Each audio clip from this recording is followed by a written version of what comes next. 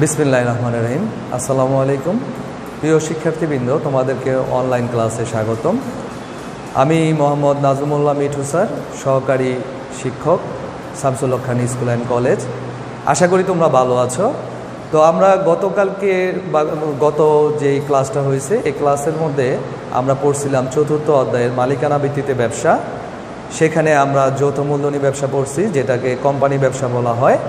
তো আজকে আমরা এর পরবর্তী পাঠ আমরা আজকে পড়ব, সেটা হচ্ছে সমবায় সমিতির ধারণা বা সমবায় সমিতি সম্পর্কে। সমবায় সমিতির ধারণা থেকে আমরা আজকে ক্লাস শুরু করব। তো যাই হোক, তোমরা মনোযোগ দিয়ে ক্লাসগুলো শুনবে এবং বাসায় ভালো করে পড়বে। প্রিয় শিক্ষার্থীবৃন্দ, তাহলে তোমরা খেয়াল করো, আজকে হচ্ছে আমাদের সমবায় সমিতির সম্পর্কে ধারণা দেব। সমবায়ের শাব্দিক অর্থ হলো সম্মিলিত উদ্যোগে কাজ করা। সকলকে একসাথে মিলে কাজ করতে হবে। যারা সমবায়ের সদস্য থাকবে সবাইকে একত্রিত হয়ে সুন্দরভাবে ভালোভাবে কাজ করতে হবে। সম্মিলিত প্রচেষ্টায় এগিয়ে যাওয়ার অনুপ্রেরণা ও চিন্তা থেকেই সমবায়ের উৎপত্তি হয়। তাহলে এখানে একটা নৈমিত্তিক পয়েন্ট আছে, খেয়াল করবে।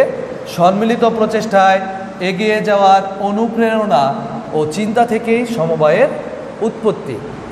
সর্বপ্রথম সমবায় আন্দোলনের সূচনা হয় পশ্চিম ইউরোপে, উত্তর আমেরিকা ও জাপানে। তবে সমবায় সমিতি প্রতিষ্ঠার পথে অগ্রপথিক সংগঠন হচ্ছে 1844 সালে উত্তর ইংল্যান্ডের রসডেল নামক স্থানে। এটা হচ্ছে নৈমিত্তিক। উত্তর ইংল্যান্ডের রসডেল নামক স্থানে প্রতিষ্ঠিত হয় যে সমিতিটা, সেই সমিতিটির নাম হচ্ছে রসডেল সমবায় সমিতি। তাহলে রসডেল সমবায় সমিতি প্রতিষ্ঠিত হয় 1844 সালে উত্তর ইংল্যান্ডে। সেখানে 28 জন তাঁতের যারা কাজ করত শ্রমিকরা, এই শ্রমিকরা একত্রিত হয়ে মিলিত হয়ে 28 জন তখন তাঁত শ্রমিকের 28 স্টার্লিং পাউন্ড একজন স্টার্লিং পাউন্ড করে নিয়ে পুঁজি নিয়ে প্রতিষ্ঠিত এই সমবায় সমিতিকে বিশ্বের সর্বপ্রথম সমবায় সমিতি হিসেবে গণ্য করা হয়। তাহলে বিশ্বের সর্বপ্রথম সমবায় সমিতি 1844 সালে উত্তর ইংল্যান্ডের রসডেল নামক স্থানে যারা শুরু করে, সেটা হচ্ছে 28 জন তাঁত শ্রমিক 28 স্টার্লিং পাউন্ড পুঁজি নিয়ে এই সমবায় সমিতিটি সর্বপ্রথম গঠন করে। এই সমিতির সদস্যদের আর্থিক অবস্থা তেমন ভালো ছিল না। তারা খুবই গরিব ছিল, আর্থিক অবস্থা তেমন ভালো না। তারা তাদের স্বল্প বেতন দ্বারা উচ্চ মূল্যের খাদ্য সামগ্রী, বাজারের পণ্য সামগ্রী, যেগুলো আমাদের নিত্য প্রয়োজনীয় দরকার ছিল, সেগুলো তারা ক্রয় করতে সক্ষম ছিল না।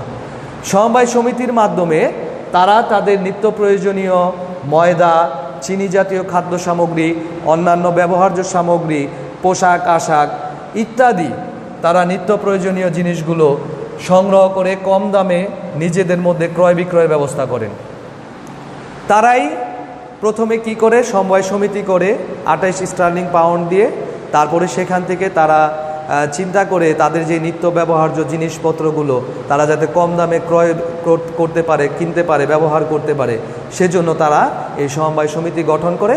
এই সমবায় সমিতি গঠনের মাধ্যমে তারা তাদের পণ্যগুলো সহজলভ্যে কম মূল্যে তারা গ্রহণ করতে পারে। আমাদের উপমহাদেশে সর্বপ্রথম 1904 সালে সরকারিভাবে সমবায়ের উদ্যোগ গ্রহণ করা হয়। আমাদের উপমহাদেশে কত সালে হয়? 1904 সালে সরকারিভাবে সমবায়ের উদ্যোগ গ্রহণ করা হয়। পরবর্তীতে 1918 সালে কলকাতায় বেঙ্গল কোঅপারেটিভ ফেডারেশন প্রতিষ্ঠিত হয়। এটা প্রতিষ্ঠিত হয় কলকাতায় 1918 সালে। এরপরে 1959 সালে প্রখ্যাত সিভিল সার্ভিস কর্মকর্তা, এটা অত্যন্ত ইম্পর্ট্যান্ট একটা নৈমিত্তিক, 1969 সালে প্রখ্যাত সিভিল সার্ভিস কর্মকর্তা, যার নাম হচ্ছে ডক্টর আক্তার হামিদ খান, তার নেতৃত্বে কুমিল্লায় পল্লী উন্নয়ন একাডেমি বা বার্ড প্রতিষ্ঠিত হয়। এখন আমরা বার্ডের পূর্ণরূপটা জেনে নেই। বার্ডের পূর্ণরূপটা হচ্ছে Bangladesh academy for rural development. প্রতিষ্ঠার মাধ্যমে সমবায় সমিতি আন্দোলন ব্যাপক জনপ্রিয়তা লাভ করে। আমাদের দেশে, বাংলাদেশে তো এটা অনেক আগেই প্রতিষ্ঠিত হয়েছিল 1969 সালে, তখন পাকিস্তানি আমল ছিল। ওই আমলে এই কুমিল্লায় পল্লী উন্নয়ন একাডেমি বা বার্ড প্রতিষ্ঠিত হয়। এরপরে খেয়াল করবে স্বাধীন বাংলাদেশে 1972 সালে, আমাদের এই স্বাধীন বাংলাদেশে 1972 সালে জাতীয় সমবায় ব্যাংক লিমিটেড কার্যক্রম শুরু করে। এটা ব্যাংক আকারে কার্যক্রমটা শুরু করে। বাংলাদেশে একটি উল্লেখযোগ্য সমবায় সমিতি, এরকম নাম হচ্ছে মিল্ক বিটা কোম্পানি। তো আমরা এখান থেকে মোটামুটি ভালো করে খেয়াল করবে, বইয়ের মধ্যে তোমরা যখন পড়বে এইগুলা থেকে অনেক নৈবেক্তিক আছে, নৈবেক্তিকগুলো দাগ দিয়ে তোমরা ভালো করে এগুলো আয়ত্ত করে নিবে। তারপরে আমরা একটু খেয়াল করব পরবর্তী ইয়াতে 2009 সালের হিসাব মতে বাংলাদেশে, আমাদের বাংলাদেশে 1,63,408টি প্রাথমিক সমবায় সমিতি আছে, যার মোট সদস্য সংখ্যা হচ্ছে 85,05,038 জন।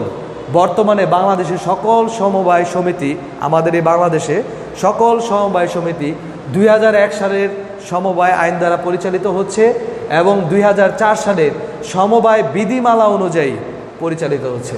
এখানে সবচেয়ে ইম্পর্টেন্ট কিছু নৈবেক্তিক আছে।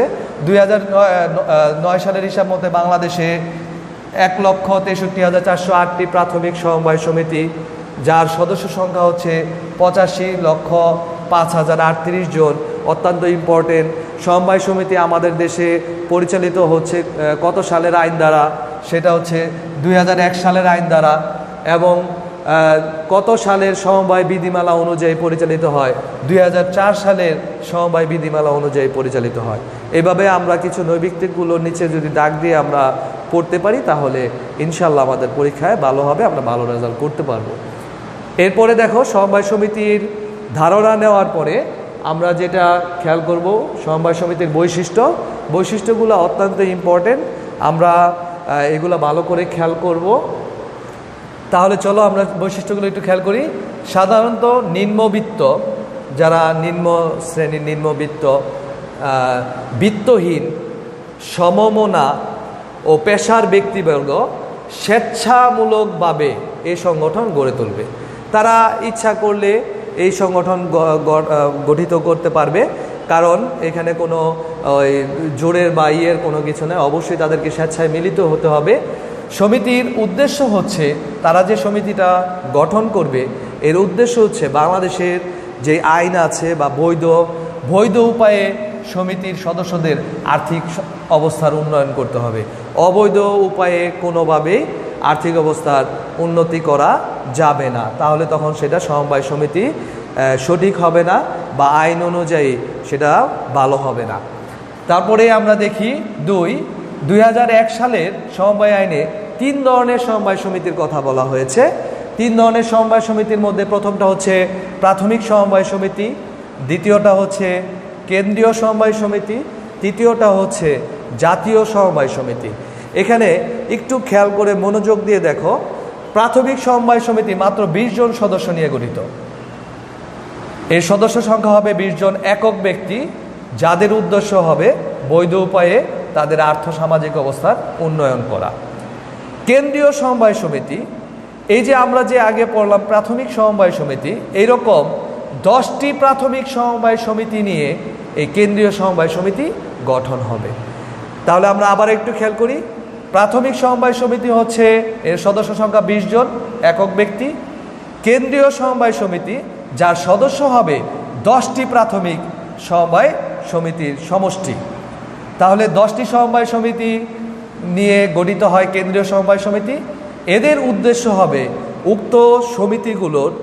উক্ত সমিতিগুলোর কাজকর্ম সুষ্ঠুভাবে পরিচালনা হচ্ছে কিনা বা পরিচালনার জন্য সহায়তা প্রদান করা এবং সমন্বয় সাধন করা। 3 নম্বরটা হচ্ছে জাতীয় সমবায় সমিতি, যার উদ্দেশ্য হবে, খেয়াল করবে, যার উদ্দেশ্য হবে 10টি কেন্দ্রীয় সমবায় সমিতি নিয়ে এই জাতীয় সমবায় সমিতি গঠিত হয়। জাতীয় সমবায় সমিতি কিভাবে গঠিত হয়? 10টি কেন্দ্রীয় সমবায় সমিতি নিয়ে, 10টি কেন্দ্রীয় সমবায় সমিতি নিয়ে জাতীয় সমবায় সমিতি গঠিত হয়। তাদেরও উদ্দেশ্য হবে উক্ত সদস্য সমিতিগুলোর কার্যক্রম সুষ্ঠুভাবে পরিচালনার সহায়তা প্রদান ও সমন্বয় সাধন করা। তাহলে আমরা দেখতে পেলাম 2 নম্বর বৈশিষ্ট্যের মধ্যে 2001 সালের সমবায় অনুযায়ী 3 ধরনের সমবায় সমিতি আছে।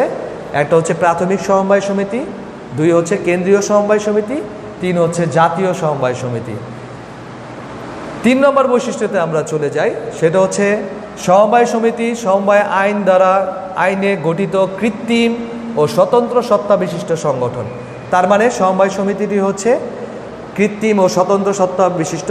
এটা গত ক্লাসেই তোমাদেরকে বুঝিয়েছিলাম যে কৃত্রিম ও স্বতন্ত্র সত্তা বিশিষ্ট। কৃত্রিম জিনিসটা কি? এটা আইনের মাধ্যমে তৈরি হয়, ব্যক্তি না হয়েও ব্যক্তির ন্যায় কাজ করবে।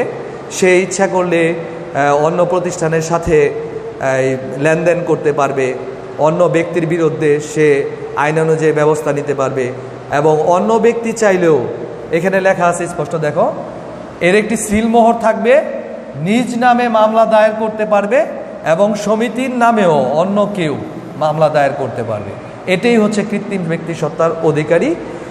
সে এই প্রতিষ্ঠানটি, সমবায় প্রতিষ্ঠানটির একটি সিল থাকবে, সে বিভিন্ন কাগজপত্রে সিলগুলো ব্যবহার করবে, নিজ নামে মামলা দায়ের করতে পারবে অন্যের বিরুদ্ধে। যদি অন্য কেউ কোনো প্রকারের করে দুর্নীতি করে বা বিভিন্ন ধরনের লেনদেনের সমস্যা সৃষ্টি করে, তখন মামলা দায়ের করতে পারবে, এবং সমিতির নামেও অন্য কেউ মামলা দায়ের করতে পারবে। 4 নম্বরে আসি। 4 নম্বরটা হচ্ছে সমবায় সমিতির মূলধনগুলো কতগুলো শেয়ারে বিভক্ত। এই শেয়ারগুলো সমিতির সদস্যরা, যারা সদস্য হবে, তারা শেয়ারগুলো ক্রয় করবে। শেয়ার ক্রয় করে সমিতির সদস্য হতে পারবে।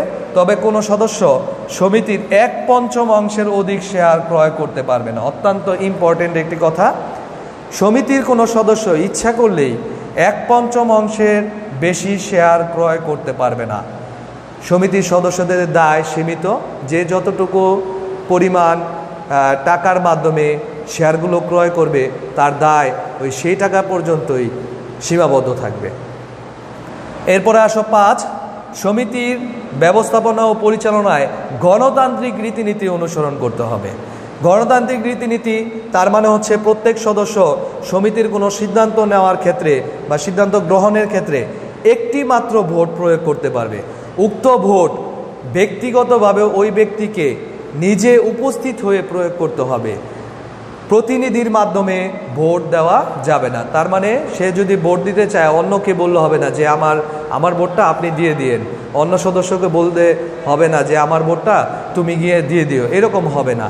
তাকে নিজে উপস্থিত হয়ে গিয়ে নিজের ভোট নিজে প্রদান করতে হবে। 6 নম্বরে আমরা চলে যাই। সমবায় আইন 2001 অনুযায়ী সমিতির হিসাবে নিবন্ধিত না হলে, যদি সমিতিটি নিবন্ধিত না হয় 2001 সালের আইন অনুযায়ী, তাহলে কোনো ব্যক্তি, সংগঠন বা সমিতি তার নামের অংশ হিসেবে সমবায় শব্দটি ব্যবহার করতে পারবে না। একমাত্র সমবায় সমিতিটি যখন 2001 সালের আইন অনুযায়ী নিবন্ধিত হবে, তখনই কেবল সমবায় শব্দটি ব্যবহার করতে হবে। অন্যথায় কোনো প্রতিষ্ঠান বা কোনো সমিতি বা কোনো সংগঠন এই সমবায় শব্দটি ব্যবহার করতে পারবে না। তাহলে শিক্ষার্থীবৃন্দ, আমরা আরেকটু বলছি, আরেকটু খেয়াল করবে। আমরা যখন বইটা খুলব, বইয়ের মধ্যে যখন সমবায় সমিতির ধারণা দেখব, এখানে অনেকগুলো নৈবিত্তিক আছে। নৈবিত্তিকগুলো আমরা আমার কথাগুলোর সাথে মিলিয়ে যখন তোমরা বই নিবে, তখন বইয়ের মধ্যে এখানে ভালো ভালো অনেক নৈবিত্তিক আছে। নৈবিত্তিকগুলো তোমরা দাগ দিয়ে প্রথমে সমবায় সমিতির ধারণাগুলো দেখবে। দেখার পরে আমি বৈশিষ্ট্য তোমাদেরকে যেভাবে বোঝালাম, বৈশিষ্ট্যর মধ্যে এখানে 1 নম্বরে আছে নিম্নহীন, বিত্তহীন, সমমনা পেশার ব্যক্তিবর্গ একত্রিত হয়ে ব্যবসা প্রতিষ্ঠানটা স্থাপন করবে। 2, সমবায়ের 2001 সালের আইন অনুযায়ী 3 ধরনের সমবায় সমিতি আছে। প্রাথমিক সমবায় সমিতি, কেন্দ্রীয় সমবায় সমিতি, জাতীয় সমবায় সমিতি। 20 জন সদস্য মিলে প্রাথমিক সমবায় সমিতি গঠিত হয়।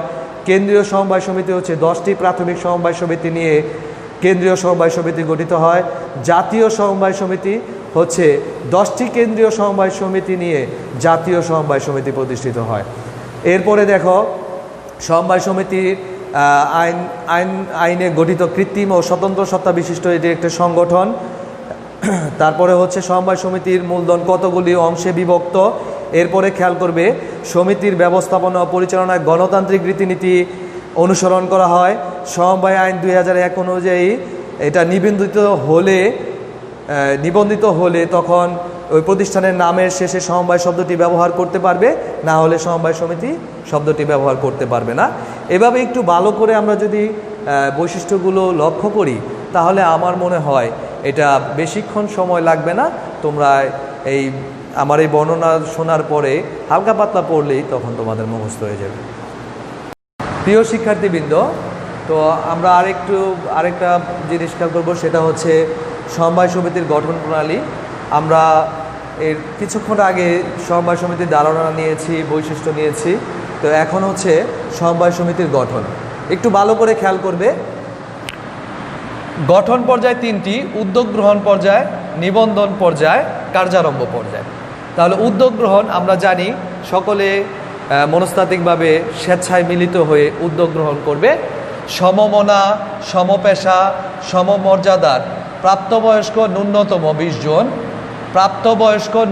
20 জন মানুষ স্বেচ্ছায় একত্রিত হয়ে উদ্যোগ গ্রহণ করতে হয়। উদ্যোক্তা নিজেদের মধ্য থেকে 6 জনকে নিয়ে একটি ব্যবস্থাপনা কমিটি গঠন করবে। কয়জনকে নিয়ে? 6 জনকে নিয়ে একটি ব্যবস্থাপনা কমিটি গঠন করবে। উক্ত কমিটি নিবন্ধন সহ একটি উপবিধি তৈরি করবে। কি তৈরি করবে? উপবিধি তৈরি করবে। উপবিধিতে সমিতির যেসব জিনিসগুলো উল্লেখ থাকবে সেটা হচ্ছে সমিতির নাম, ঠিকানা, মূলধনের বিবরণ, শেয়ার সংখ্যা, শেয়ার বিক্রি, কিভাবে শেয়ার বিক্রি করতে হবে, উদ্যোক্তাদের নাম, যারা যারা উদ্যোগ গ্রহণ করেছেন তাদের নাম, তাদের ঠিকানা ও পদবি উল্লেখ থাকবে। এটা সাধারণত উদ্যোগ গ্রহণ পর্যায়ে। এবার আসো নিবন্ধন পর্যায়ে, অত্যন্ত ইম্পর্টেন্ট। সমিতিটিকে যে এলাকায় অবস্থিত, মানে আমি যে এলাকায় সমিতিটিকে স্থাপন করতে চাবো, সমিতিটি যে এলাকায় অবস্থিত সে এলাকায় সরকার কর্তৃক মনোনীত নিবন্ধকের অফিস থেকে আবেদন ফর্ম 1 সংগ্রহ করতে হবে এবং সংগ্রহ করে আবেদনপত্রটি আমরা পূরণ করব। তা পূরণ করে নির্ধারিত ফি সহ, আবারও বলছি, নির্ধারিত ফি সহ প্রস্তাবিত উপ আইনের 3 কপি সহ নিবন্ধকের নিকট জমা দিতে হয়।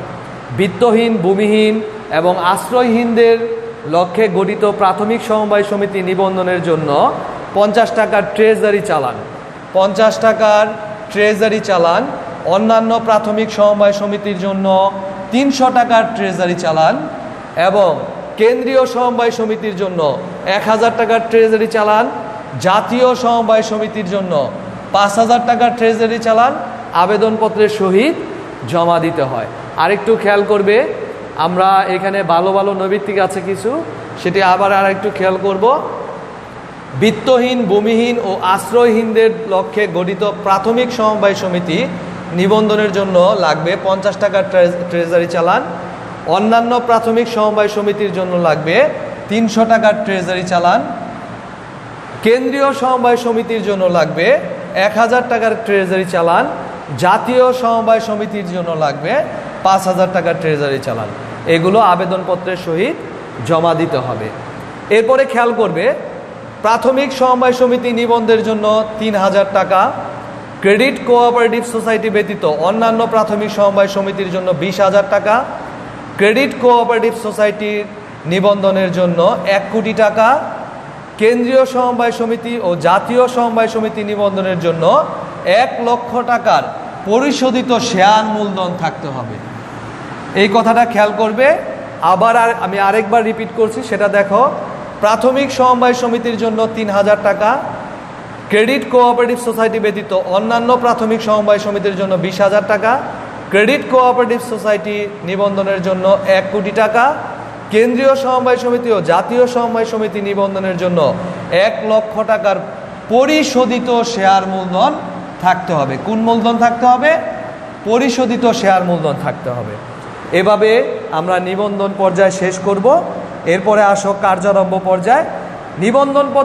নিবন্ধক এগুলো সব পর্যবেক্ষণ করে যদি খুশি হয় তাহলে আমাদের সমবায় সমিতিটাকে তারা নিবন্ধিত করবে এবং নিবন্ধনপত্র পাওয়ার পরেই সমবায় সমিতি অর্থনৈতিক ও সামাজিক কার্যক্রম শুরু করতে পারবে। এই হচ্ছে সমবায় সমিতির গঠন প্রক্রিয়া। আমরা বাসায় একটু মনোযোগ দিয়ে পড়ব সমবায় সমিতির গঠন। ইনশাল্লাহ আল্লাহর রহমতে আমরা ভালো থাকলে, তোমরা ভালো থাকলে আমরা পরবর্তী ক্লাসে আবার আসব অন্য আরেকটি বিষয়, অন্য আরেকটি, যেমন এরপরে আছে সমবায় সমিতির পরে আছে রাষ্ট্রীয় ব্যবসা। এই রাষ্ট্রীয় ব্যবসা নিয়ে আমরা আলোকপাত করব। সবাই এই পর্যন্ত ভালো থাকবে। সবাইকে ধন্যবাদ। আসসালামু আলাইকুম।